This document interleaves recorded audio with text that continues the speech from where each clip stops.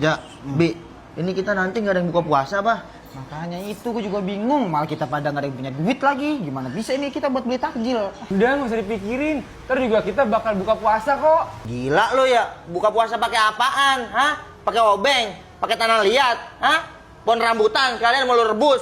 Enggak, udah, lu tenang aja berdua, jangan pada kemana-mana. Tunggu sini.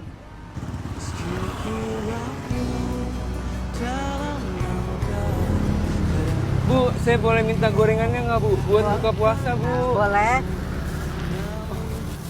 Kasih ya, Bu. Ya, sama-sama. Semoga berkah ya, Bu. Ya, amin. RJ Aji, kita buka puasa pakai gorengan. Lah, duit dari mana lo bisa beli gorengan? Tahu lu, maling kotak amal lu ya? Beda kotak amal. Kagak, ini halal ya, Ge. Udah nih makan. Udah, Ayo, buka, gas, udah kita makan. Udah lapar banget ini kita puasa selama 1 hari ini.